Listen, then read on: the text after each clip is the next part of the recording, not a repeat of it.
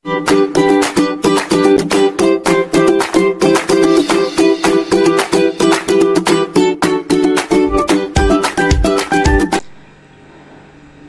صل وسلم وبارك على سيدنا محمد وعلى آله وأصحابه أجمعين. يا صباح الورد والفل والياسمين على كل متابعيني في كل مكان، يا رب دايما تكونوا بخير وفي أحسن حال. النهاردة وصفتنا وهي وصفة كيكة بالشوكولاتة اقتصادية بدون شوكولاتة خالص ولا حليب، وبيضة واحدة، يعني اقتصادية وعلى قد الإيد.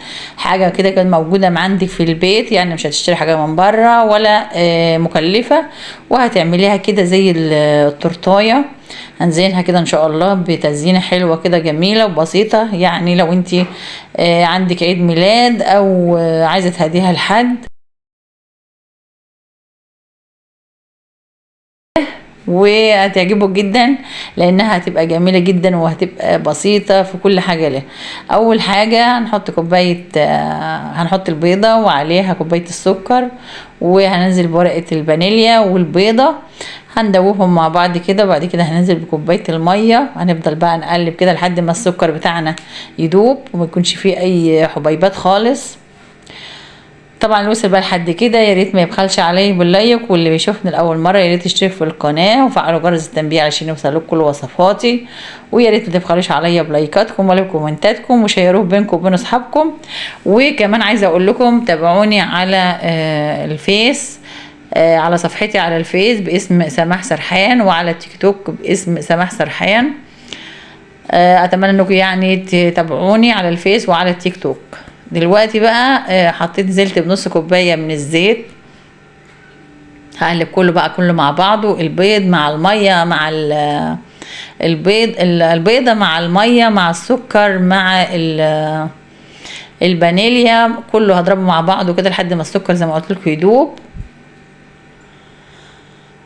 وطبعا الدقيق اللي معايا ده يعني هو اكتر من كوبايتين، انا طبعا هنزل بيه تدريجيا، مش هنزل بيه مره واحده، لان طبعا مش محتاجه الدقيق ده كله.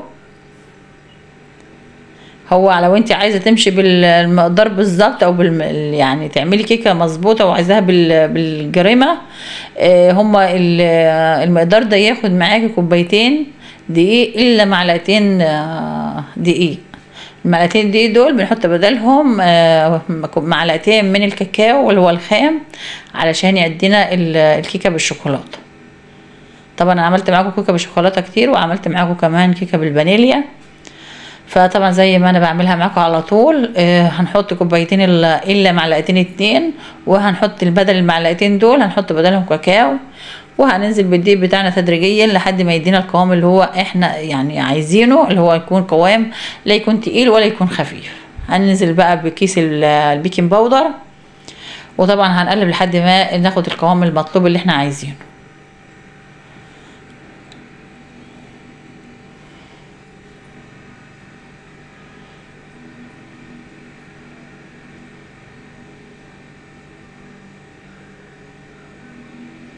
ده بقى الدقيق اللي فضل معايا. انا طبعا زي ما قلت لكم انا ما عيرتش دقيق، ولكن انا يعني دخلت دقيق وحطيته، طبعا باخد على قد القوام اللي انا عايزاه. طبعا بقى معايا صينيه ألمونيا عادي، وحطيت في قلبها ورقه من الزبده ودهنتها بالزيت، وطبعا هنزل الخليط بتاعنا فيها. وطبعا في الوقت ده انا مشغله الفرن، لازم قبل ما ساعه ما تبداي في الكيكه على طول تشغلي الفرن بتاعك يسخن كده على ما تخلصي الكيكه بتاعتك.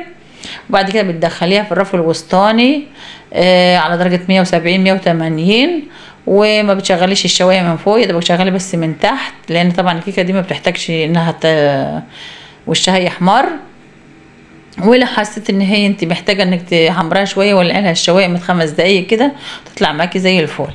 طبعا بقى هنعمل الشوكولاته بتاعتها او الصوص اللي احنا هنحطه عليها. معايا كوبايه من السكر، كوبايه من الميه، هحط عليها نص كوبايه من الزيت، وهحط 3 معالق من الحليب البودر. طبعا هنحط الحليب البودر علشان يعزز ليها الطعم كده ويخلي الصوص بتاع الشوكولاته بتاعي طعمه حلو. فانا طبعا ما كانش عندي حليب موجود في البيت، فحطيت حليب بودر علشان يعزز الطعم زي ما قلت لكم.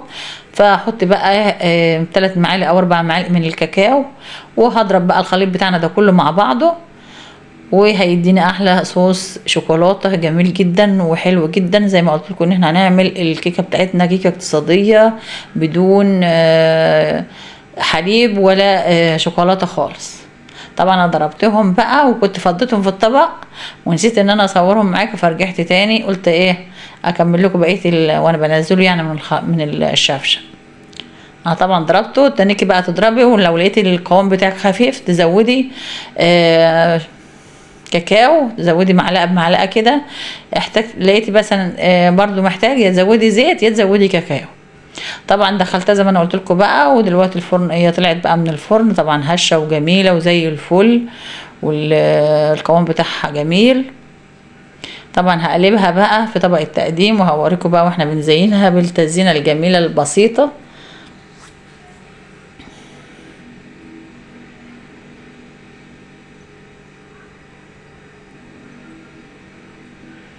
طبعا انا كده بقى قلبتها، طبعا شايفين ان هي هشه وجميله ازاي. بس فيها تلاقي انا كان عندي كان الفرن بتاعي مجنب شويه كده، فتلاقي في جنب عالي وفي جنب واطي. طبعا هي هشه وجميله وزي الفل. شايفين بقى الطراوه بتاعتها، وشايفين ان هي هشه وجميله وزي الفل. طبعا انا قسمتها بقى كده لمثلثات، علشان كل مثلث من ده انا هزينه بشكل مختلف، يعني هعمل كل 2 قبل بعض بتزيينه واحده. يعني كل مثلث قبل التاني هيكون متزين بشكل لوحده. طبعا هنزل بقى بالصوص بتاعنا، ومعايا بقى شوكولاتات من اللي هي الشوكولاته الفرماسيه والشوكولاته اللي هي التورته بتاعتنا، وهتدينا كده بقى تورتيه جميله زي ما قلت لكم كده، تنفع في عيد ميلاد، تنفع في مناسبه حلوه يعني بجد جميله. طبعا هحط بقى من الشوكولاته اللي هي الملونه ديت، والشوكولاته برضو اللي هي البني، وهحط عليها شوكولاته فرماسيه. هعمل كل مثلثين قبل بعضهم بشكل يعني كده، الاتنين قبل بعض بالفرماسيه، والاتنين التانيين بالشوكولاته التانيه اللي هي الملونه ديت. طبعا طلعت معانا بقى بشكل الجميل التحفه ده، بجد روعة يا جماعة وجميلة جدا، وطعمها تحفة تحفة تحفة. اللي هيدوقها مش هيصدق ان هي ما فيهاش شوكولاتة خالص. طعمها كان جميل وطعمها غني كده بالصوص الشوكولاتة اللي انا عملته عليها. يعني بجد روعة جدا واقتصادية وبسيطة، وتنفع في عيد ميلاد، تنفع في مناسبة عندك، بجد جميلة وروعة.